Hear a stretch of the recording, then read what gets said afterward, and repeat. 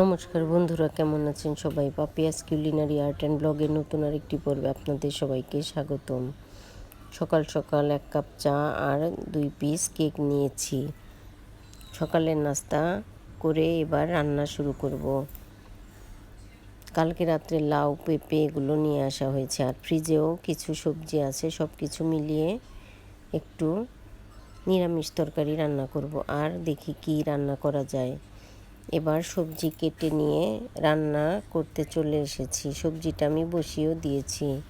ও কালকে রাত্রে ফুলকপিও এনেছে, গাজর ফ্রিজে ছিল। সব কিছু মিলিয়ে একটা সবজি বসিয়ে দিলাম। আসলে শীতের দিনের এই সবজিটা খেতে ভীষণ ভালো লাগে। সবজিটা রান্না করে এরপর আমি 3টে ডিম রান্না করব আজকে। জন্য মশলাটা কষিয়ে নিয়েছি, আর এর মধ্যে ডিমগুলো ঝোলটা জাল হলে দিয়ে রান্না করে নেব। আসলে খুব ডিম খেতে ইচ্ছে হয়েছিল, এই জন্যই ডিমটা রান্না করছি।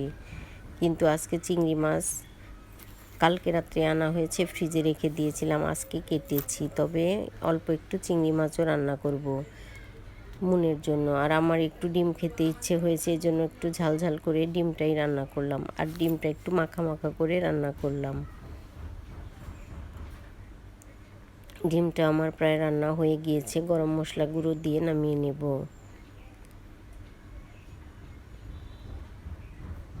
এবার ডিম রান্নাটাও হয়ে গিয়েছে, আর সবজিটাও হয়ে গিয়েছে।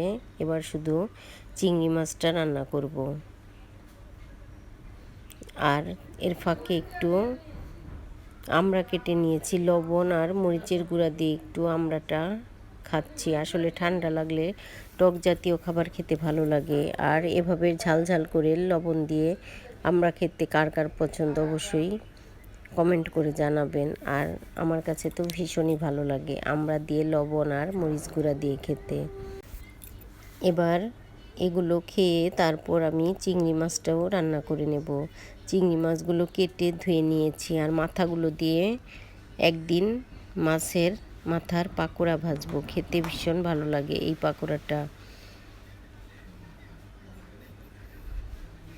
এবার চিংড়ি মাছগুলো ধুয়ে নিলাম, এরপর রান্নাটা করব। রান্নাটা আমি বেগুন দিয়ে করছি। আজকে রান্না করছি বেগুন দিয়ে চিংড়ি মাছের মাখা মাখা ঝোল।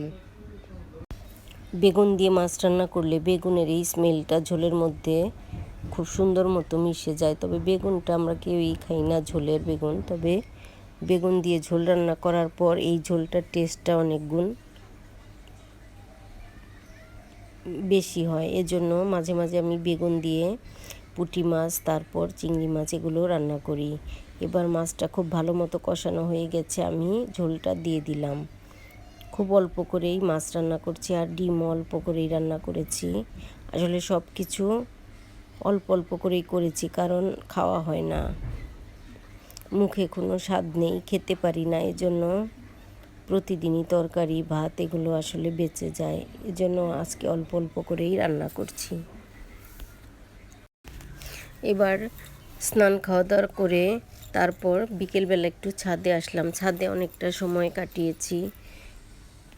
দিদির ছোট্ট এই গাছে অনেকগুলো করলা ধরেছে, আর গাছটা অনেক সুন্দরও হয়েছে। এবার কয়েকটা সিঙ্গারা বানাবো চা দিয়ে খাওয়ার জন্য। আসলে চায়ের সাথে অনেক দিন সিঙ্গারা খাওয়া হয় না, এই জন্য দুপুরবেলায় আমি সবজিটা রান্না করে রেখেছি, আর এখন সিঙ্গারাটা বানিয়ে একটু ভেজে চা দিয়ে আসলে খাবো।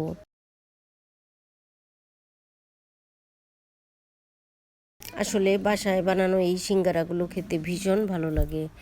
শুধু আলু দিয়ে এই সিঙ্গারাটা বানাই, তারপরেও খেতে ভীষণ ভালো লাগে। আসলে সব সময় বাসার খাবার খাওয়ারই চেষ্টা করি, কিন্তু মাঝে মাঝে বাইরে থেকেও কিনে খাওয়া হয়। সব সময় বাসায় বানাতেও ভালো লাগে না, আবার বাসার খাবার খেতেও ভালো লাগে না। মাঝে মাঝে মন চায় বাইরে থেকে খাবার কিনে নিয়ে আসি, এজন্য মাঝে মাঝে বাইরে থেকে কিনে খাই। আবার যখন মন চায় তখন বাসায় বানিয়ে খাই। আর আজ মনে হলো যে আসলে কয়েকটা সিঙ্গারা বানাই, চা দিয়ে খাওয়া যাবে, আর এই জন্যই কয়েকটা সিঙ্গারা বানিয়ে নিলাম। তো বন্ধুরা, আমার আজকের এই ভিডিওটা কেমন লাগলো অবশ্যই জানাবেন। যদি ভালো লাগে তবে একটা লাইক কমেন্ট শেয়ার করার অনুরোধ রইল। যারা ফেসবুক থেকে দেখছেন তাদেরকে অনুরোধ রইল আমার ফেসবুক পেজটি ফলো করার, আর যারা ইউটিউব থেকে দেখছেন তাদেরকে অনুরোধ রইল আমার ইউটিউব চ্যানেলটি সাবস্ক্রাইব করার। ভিডিওটি দেখার জন্য সবাইকে অসংখ্য ধন্যবাদ। আসলে কথা বলতে ভীষণই কষ্ট হচ্ছে, তারপরও ভয়েস দিচ্ছিলাম। ঠান্ডা এখনও সারেনি, কিছুটা সেরেছে তবে অনেকটাই এখনও আছে। এবার সবগুলো সিঙ্গারা আমি তৈরি করে নিয়েছি, তবে এবার ভেজে নিতে হবে। আমি চুলায় বসিয়েও দিয়েছি, আর সবগুলো সিঙ্গারা ভেজে তারপর চাটা বানিয়ে গরম গরম চা আর সিঙ্গারা খেয়ে নেব। এবার সবগুলো সিঙ্গারা ভেজে নিচ্ছি।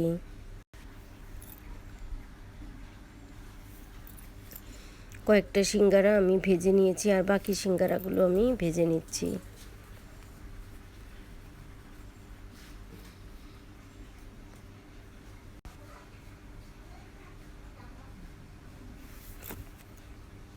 এবার সিঙ্গারাগুলো ভাজা হয়ে গেছে, আমি তেল থেকে তুলে নিচ্ছি।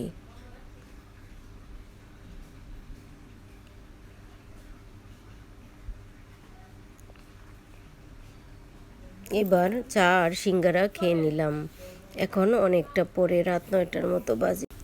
আর পাশের বাসার ভাবির এক ছোট্ট ভাগ্নি এসেছে মুনের সঙ্গে খেলা করতে, এজন্য ছোট্ট বাবুদের একটু ফল কেটে দিলাম, মনকে আর সেই বাবুকে। তারপর আমি চলে গেলাম নাড়ু বানাতে। আজকে বানালাম চিনির নারকেল নাড়ু। আসলে পুজো চলে গেছে, তবে এবার তেমন একটা নারকেল নাড়ু বানানোই হয়নি, খাওয়াও হয়নি। এজন্য ভাবলাম পুজোর পরেই কয়েকটা নাড়ু বানাই। আরও নারকেল ফ্রিজে রয়েছে, তবে একসাথে এতগুলো বানানো সম্ভব না, যার জন্য আজকে একটা নারকেল নাড়ু বানালাম, বাকিগুলো পরে বানাবো।